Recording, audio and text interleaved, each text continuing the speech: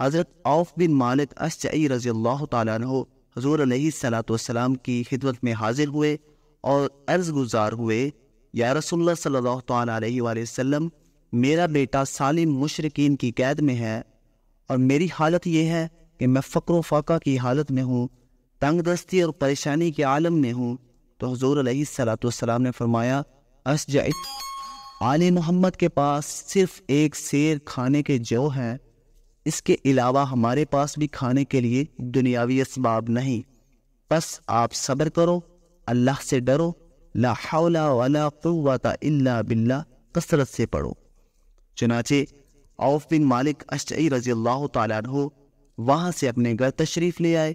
انہیں رسول اللہ صلی اللہ تعالیٰ علیہ وآلہ وسلم نے 3 چیزیں بتائی تھی: صبر کرے، اللہ سے ڈرے، اور لا حول ولا قوت الا باللہ کثرت سے پڑھے۔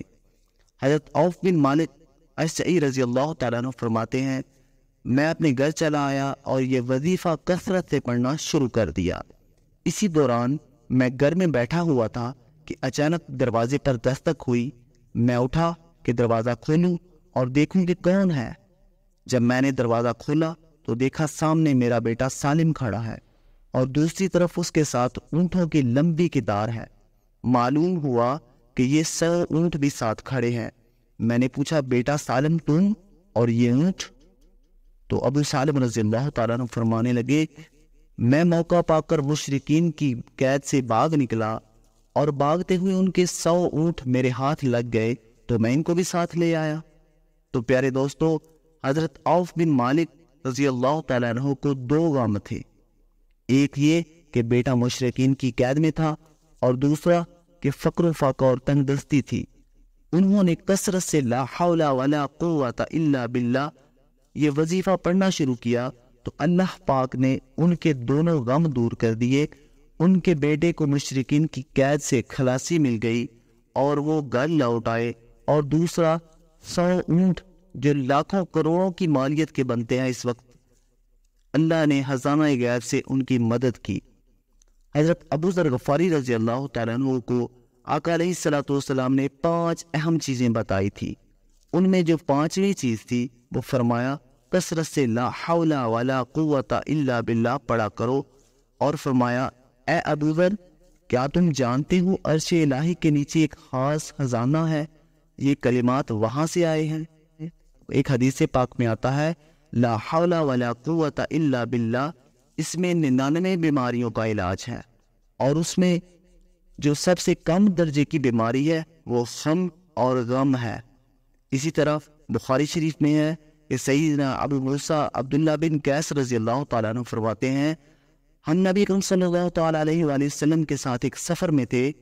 آپ صلی اللہ تعالیٰ علیہ وآلہ وسلم نے فرمایا، اے عبداللہ بن قیس، کیا میں تمہیں جنت کے خزانوں میں سے ایک خزانے کے بارے میں آگاہ نہ کروں؟ میں نے عرض کی، کیوں نہیں یا رسول اللہ صلی اللہ تعالیٰ علیہ وآلہ وسلم، ضرور بتلائیے۔ آپ نے فرمایا، لا حول ولا قوت الا باللہ کہو۔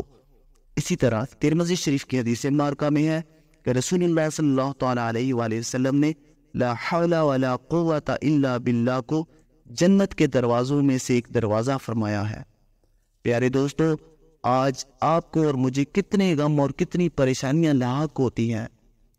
اگر ہم اپنے آقا علیہ الصلوۃ والسلام سے محبت و عقیدت رکھتے ہیں، اپنے غم اور دکھوں کا مداوع چاہتے ہیں، تو ہمیں چاہیے کہ لا حول ولا قوت الا باللہ کی کثرت کریں۔ اس سے رزق میں بھی اضافہ ہوگا اور برکت ہوگی، اور اللہ عز و جل وہاں سے رزق دے گا جہاں سے گمان بھی نہ ہوگا۔ کوشش کریں لا حول ولا قوت الا باللہ کی کثرت کریں۔ صبح نماز فجر کے بعد ایک تسبیح، رات کو سونے سے پہلے کم از کم 100 بار اول و آخر درود شریف کے ساتھ اسے ضرور پڑھیں۔ جب پھنس جائے، جب کوئی راہ نہ ملے، جب پریشانیاں ہو، تنگ دستی ہو، بیماری ہو، اس وظیفے کی کثرت کی جائے، جس طرح کہ صحابی رسول حضرت عوف بن مالک اشجعی رضی اللہ تعالیٰ عنہ نے اس کی کثرت کی، ان کی تنگ دستی بھی دور ہو گئی، ان کا غم بھی دور ہو گیا۔ تو جب کوئی راہ دکھائی نہ دے، پریشانیاں ہو، دکھ ہو، تکلیفیں اور غم ہو، انسان بے بس ہو، تو اسے چاہیے آقا علیہ الصلوۃ والسلام کے اس بتائے ہوئے وظیفے پر عمل کرے، کثرت سے لا حول ولا قوت الا باللہ پڑھے۔ مزید ایسی اچھی ویڈیوز کے لیے اس ویڈیو کے نیچے ریڈ کلر کے سبسکرائب کے بٹن کو پریس کریں، ساتھ لگے بیل آئیکن کے بٹن کو دبانا مت بھولیے۔ ہماری اچھی آنے والی ویڈیوز آپ تک پہنچتی رہیں گی۔ اس ویڈیو کو لائک کریں، شیئر کریں اور کمنٹ میں ضرور بتائیں کہ آپ کو ہماری ویڈیوز کیسی لگتی ہیں۔ اللہ عز و جل آپ کا حامی و ناصر ہو۔ السلام علیکم ورحمۃ اللہ وبرکاتہ۔